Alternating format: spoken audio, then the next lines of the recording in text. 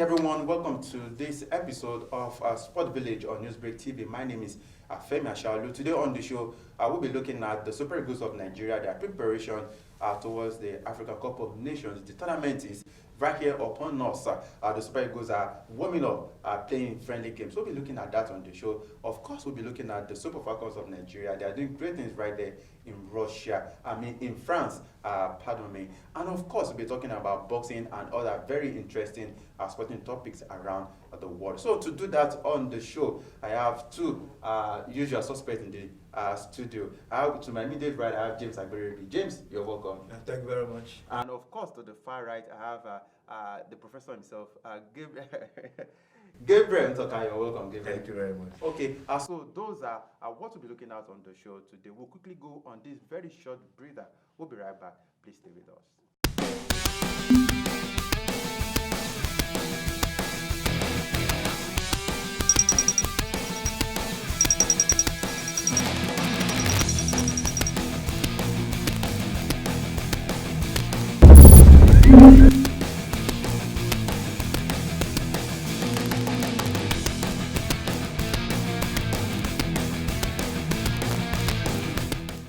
All right, welcome back to the program. It's still Sports Village on Newsbreak TV. Of course, okay, let's get down to discussion proper now. James, I'll start with you.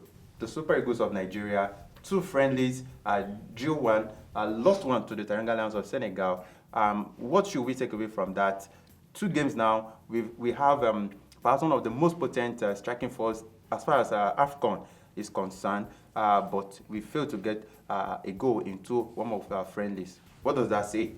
Yeah, for me, I think the coach, before these games were played, he came out to make a point that he's not really looking at the outcome of these games. He's trying to, give some players opportunity. I remember the game against Senegal, that was the Gallo's first game since how many games? Sorry to cut you, but we saw the starting list. It was a very strong lineup. Yeah, it was a very strong lineup because their first game is close. So you don't expect the coach to still trying out players, So I think what he tried to do was to have an idea to at least make sure.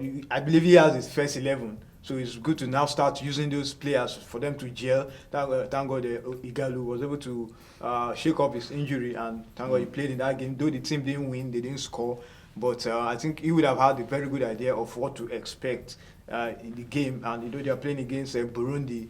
Every respect to Burundi, but you expect Super Eagles to at least come up with a positive result. So for me, I think he was just looking out for starting 11, which I believe he knows, and I think from there we were able to have a good idea, and let's hope for a positive result against Burundi. Okay, Gabriel, quickly, let me express the fears of so many Nigerians, including myself.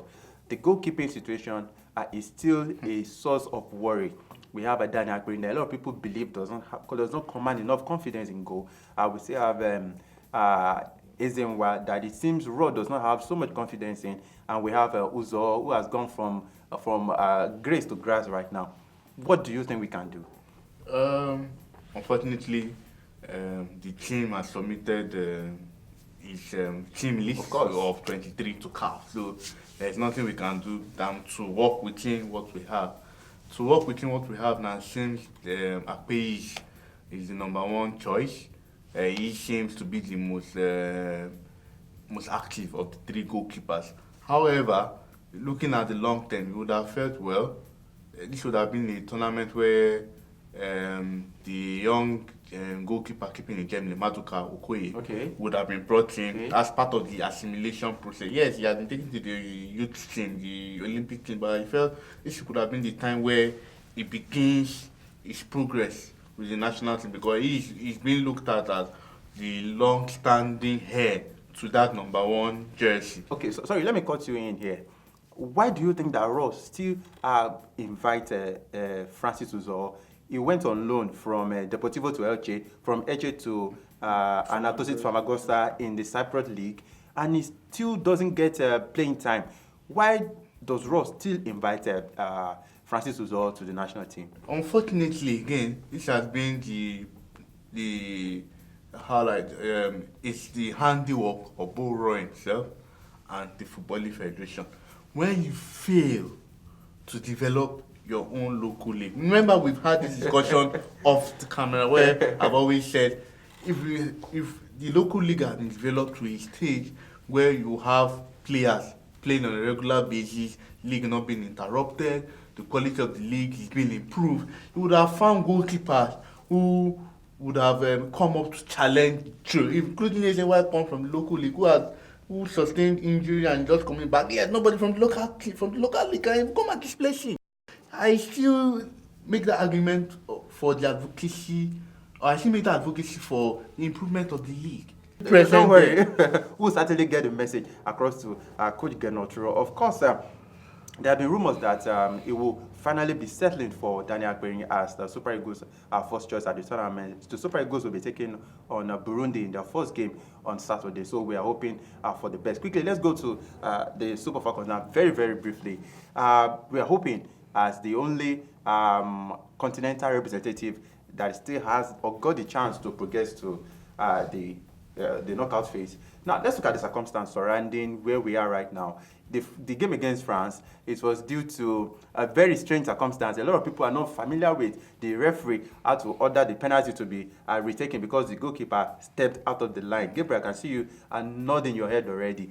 That was very, very confusing. It caused an uproar on the social media. So what do you think FIFA should do going forward in order to maybe not try to make the law very, very difficult for people to really understand? The law took effect June 1 this year, 2019, except that it wasn't used in the Champions League final because the Champions League, the competition was already ongoing before the new rules came, so it wasn't retrospective for the Champions League. Yeah. But for the Under-20 World Cup that just concluded, which Ukraine won, the law took place. It started there. So, and from all fillers that we got, all teams that participated in or that are participating in this current female World Cup were given seminars and were told of these new laws.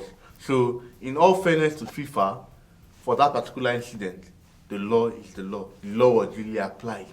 The only problem is when you are having conflicting issues surrounding that particular place. So how is the law being applied?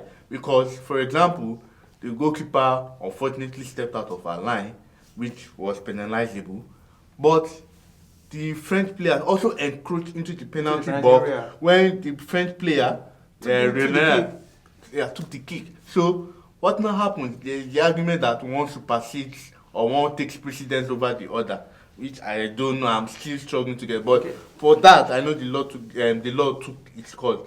Quickly, for the solution, I think FIFA itself will have to not just explain, but also try to regularize it in a way that will help players, because players are going to be confused. Mm-hmm. We all love the Premier League and we know the intensity of the Premier League. I think this is going to cause real trouble when the season begins. So FIFA themselves need to even sit down, or not just FIFA now, IFAB, International Football Association, but we make the rules. They need to sit down and look at this. Okay, let's quickly go on this very, very short break, and when we return, we'll talk about boxing and other stories.